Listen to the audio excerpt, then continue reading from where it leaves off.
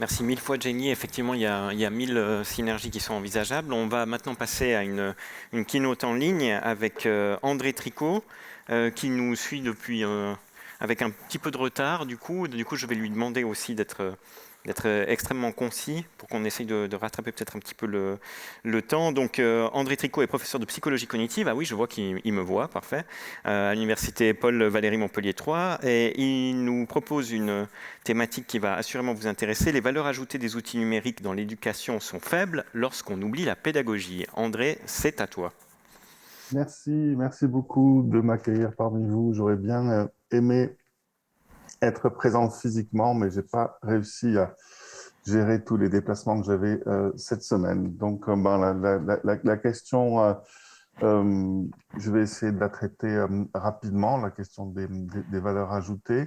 Quand on regarde la littérature de recherche, des études qui ont essayé de comparer le résultat en termes d'apprentissage chez les élèves entre un enseignement avec un outil numérique et un enseignement sans l'outil numérique, autrement dit, les recherches qui essayent d'établir la valeur ajoutée des outils numériques. Donc, c'est bien les études où les élèves doivent apprendre la même chose pendant le même temps, dans les mêmes conditions, mais dans une condition, ils ont un outil numérique, dans l'autre condition, ils n'ont pas d'outil numérique.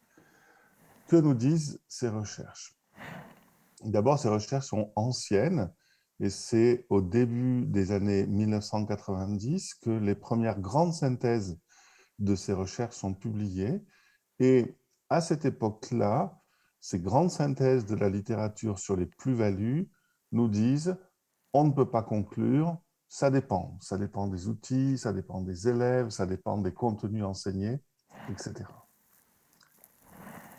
Quand on regarde la deuxième génération des grandes synthèses, les publications qui datent de après 2010, on voit un effet positif en faveur de la condition avec outil numérique comparé à sans outil numérique, mais cet effet est vraiment modéré. La plus-value apportée par l'outil numérique est véritablement euh, modeste.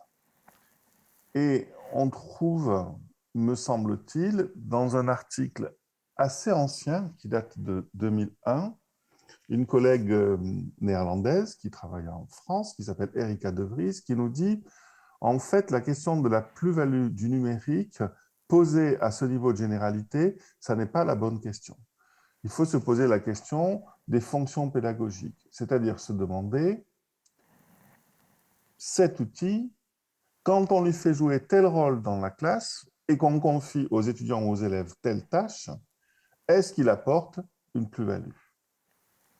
Et donc, il est possible, suite à ce que dit Erika De Vries en 2001, d'analyser la littérature sur le numérique en éducation avec cette entrée, quel outil, pour quelle fonction pédagogique, pour quelle tâche confiée aux élèves.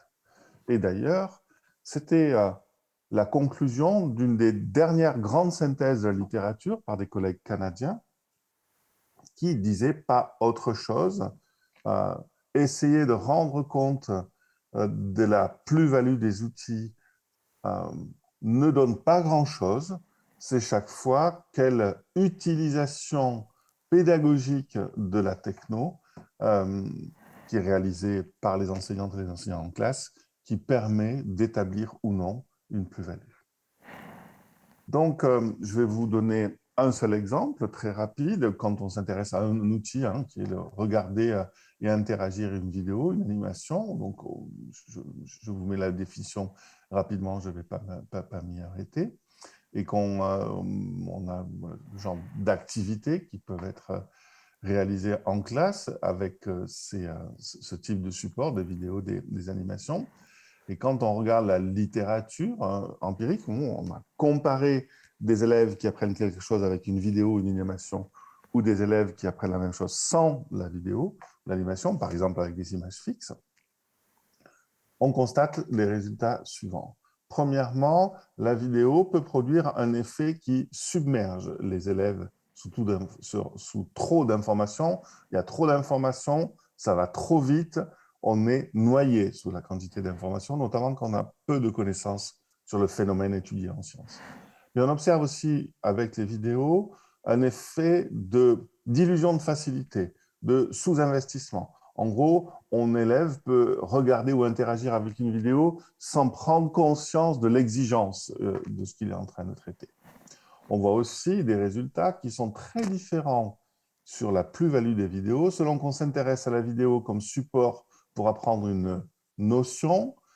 L'animation réalise la véritable vidéo pour apprendre une notion, ou encore la vidéo ou l'animation pour apprendre non pas une notion, mais apprendre un geste, apprendre un mouvement, apprendre une procédure. Selon ce que l'on veut enseigner et selon avec quoi on l'enseigne, la plus-value de la vidéo ou de l'animation est complètement différente. Et par ailleurs, il y a un effet qui est bien connu dans la littérature et qui était déjà souligné par les collègues de Genève, dans une des plus récentes synthèses de la littérature sur le sujet.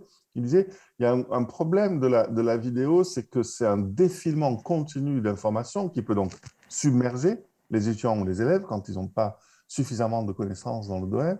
Et parfois, on se rend compte que ce sont les pauses conçues par les concepteurs, le fait que dans la vidéo, on insère des pauses au lieu de demander aux étudiants de choisir le moment où ils font pause, qui donne les meilleurs résultats. Ce résultat est assez contre-intuitif. Vous voyez, on peut laisser défiler une vidéo en disant aux étudiants « faites pause quand vous voulez, quand vous en avez besoin », ou alors c'est nous qui introduisons les pauses dans la vidéo. C'est un résultat contre-intuitif, mais qui est bien répliqué et qui est mis en évidence dans une des plus récentes synthèse de la littérature. Autrement dit, vous voyez, avec simplement cet exemple des vidéos et des animations, la plus-value de l'outil dépend de qu'est-ce qu'on apprend, des notions, des gestes, des procédures, etc., de quelle vidéo ou animation on parle et surtout comment elle a été conçue, par exemple, comment des pauses, c'est juste un détail, hein, comment des pauses ont été insérées ou pas dans la vidéo. Donc voilà, quand on regarde cette littérature donc, sur les outils et les relations avec les fonctions pédagogiques, alors on peut faire, j'ai consacré de nombreux mois à essayer de faire cette revue de la littérature, on voit qu'il y a des fonctions pédagogiques, elles sont devant vous, je ne vais pas vous les lire, c'est simplement vous dire, il est possible à l'heure actuelle de trouver de la littérature qui montre que pour certaines fonctions pédagogiques, en général, l'effet obtenu est plutôt positif. Mais on trouve aussi dans cette littérature des effets qui, pour l'instant, sont plutôt limités. Par exemple, vous vous souvenez, je viens de vous parler de vidéo animation, l'effet est plutôt mesuré. Pourquoi? Parce qu'il est très modeste quand c'est pour apprendre une notion, alors qu'il est très positif quand il s'agit d'apprendre un geste, une procédure. Donc, effet plutôt limité en moyenne, et ensuite, c'est en allant regarder dans les détails qu'on voit sous quelles conditions une vidéo, une animation, sous quelles conditions un jeu, sous quelles conditions des activités de conception peuvent donner des effets positifs. Autrement dit, que les choses soient bien claires, quand je dis un effet mesuré plutôt limité, c'est un effet plutôt limité en moyenne qui cache des différences entre des fois où il est positif, des fois où il est neutre, des fois où il est négatif. Il y a d'autres effets du numérique, d'autres fonctions pédagogiques dans lesquelles, pour l'instant, on manque de littérature, ou alors, dans le cas du numérique pour motiver les étudiants, on manque de résultats probants. Pour l'instant, les études ne montrent pas que les étudiants soient particulièrement plus motivés. Je ne parle pas d'intéressés, je parle véritablement motivés pour apprendre avec le numérique par rapport à apprendre sans numérique. Et enfin, il y a des fonctions pédagogiques où là encore, en l'état actuel des connaissances et en moyenne, il y a des effets qui sont plutôt négatifs. Donc, on commence à avoir sur le numérique, quand on a une entrée par les fonctions pédagogiques, la possibilité de dessiner un paysage un peu plus nuancé que la grande question de est-ce que le numérique apporte quelque chose aux apprentissages. On a, avec plusieurs collègues, aussi rédigé un ensemble de synthèses qui montrent que les apports des outils numériques sont aussi très différents selon la discipline qui est enseignée. Dans chaque discipline, on trouve des outils différents, des fonctions pédagogiques différentes et des plus-values différentes. Ce qui se passe, par exemple, dans le domaine de l'éducation physique et sportive est absolument fascinant, ce qui se passe depuis une dizaine d'années. C'est une révolution très profonde de l'enseignement de compétences sportives et dans le domaine du mouvement qui a lieu, y compris chez les enfants les plus jeunes. Et pourtant, ce qui se passe dans cette discipline n'a rien à voir avec ce qui se passe dans d'autres disciplines. Donc, pour conclure, et comme j'ai été invité à faire vite, je peux faire vite, il y a une littérature pléthorique sur le numérique dans l'enseignement et sur la recherche de plus-value du numérique dans l'enseignement. J'ai compté, il y a 2 ans, 55 méta-analyses, donc une grande synthèse quantitative de la littérature dans le domaine. Les effets qui sont mis en évidence sont parfois positifs, parfois pas. Ils sont surtout impressionnants par la variation de ces résultats et des tailles d'effets. Donc, dans certains domaines, il y a des plus-values. Dans d'autres domaines, il n'y a pas de plus-value en l'état actuel des connaissances. Et dans d'autres domaines, les effets sont plutôt négatifs. Il me semble que cette littérature permet aujourd'hui de conclure que ça n'est jamais l'outil en soi qui apporte une plus-value à l'apprentissage des étudiants ou des élèves, mais c'est la façon dont cet outil a été mis au service d'une fonction pédagogique qui était donc une composante du scénario pédagogique qui a été conçu par l'enseignante ou l'enseignant. Donc, quand les outils numériques sont au service des scénarios pédagogiques, ils peuvent, de façon spécifique et non pas de façon générale, présenter de grandes plus-values. Voilà, je vous remercie.